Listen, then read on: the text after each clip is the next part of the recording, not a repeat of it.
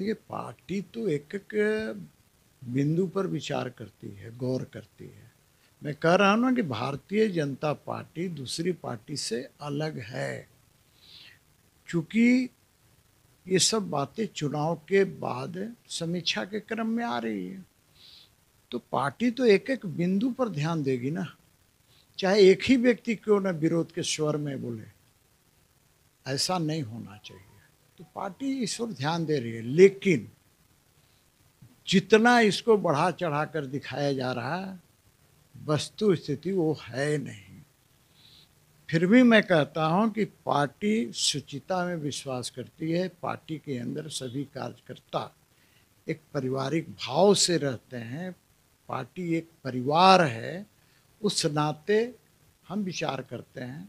तो बड़ी जब पार्टी हो जाती है तो कहीं ना कहीं नीति सिद्धांत, काम करने के तरीके में कहीं ना कहीं मनमुटाव होता है, लेकिन इसका अर्थ यह नहीं है कि हम एक दूसरे पर लांछन लगाए, ये चीज़ें अखबारों में जाए, मीडिया में जाए, बाहर जाए, सड़कों पर जाए, थाना में जाए, ये नहीं होना चाहिए। और ये हुआ है तो पार्टी इसे गंभीरता से लेती है और पार्टी इस पर आगे विचार करके और इसको दुरुस्त करने का काम करेगी। देखिए, ये तो होना ही था। कब तक जनता को तो दिग्भ्रमित किया ही, अपने लोगों को भी अब दिग्भ्रमित कर रही है भारतीय जनता पार्टी। तो कब तक लोग बर्दाश्त करेंगे? और स्वाभाविक तौर पे अहंकार देश के प्रधानमंत्री को भी था, और अहंकार अब झारखंड के एक सांसद को भी है। और इसी अहंकार के बदौलत उन्होंने एक दलित विधायकों के साथ अभद्र व्यवहार अपने लोगों से करवाया। मतलब दलितों की, आदिवासियों की भारतीय जनता पार्टी में कोई स्थान नहीं है, कोई अस्तित्व नहीं है। ये तो साफ हो गया है।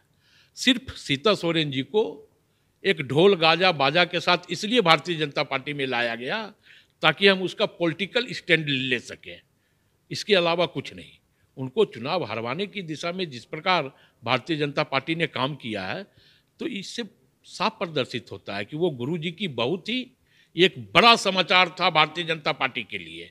सिर्फ इसलिए उनको तोड़ करके भारतीय जनता पार्टी में लाके उनको टिकट दिया गया। देखिए, आगे विरोध का स्वर इससे भी ज़्यादा तेज होगा। और आप यह देख लें कि अब भारतीय जनता पार्टी का संगठन भी तार तार हो गया है। संगठन में अब लोग नहीं है, इसलिए तो केंद्रीय मंत्री को चुनाव का प्रभारी बनाया जा रहा है और मुख्यमंत्री को चुनाव का सह प्रभारी बनाया जा रहा है। मतलब संगठन के अंदर अब पूरी तरह घबराहट और बेचैनी है। संगठन में लोग अब काम करने वाले नहीं हैं, या जेपी नड्डा जी को उन पर भरोसा नहीं है।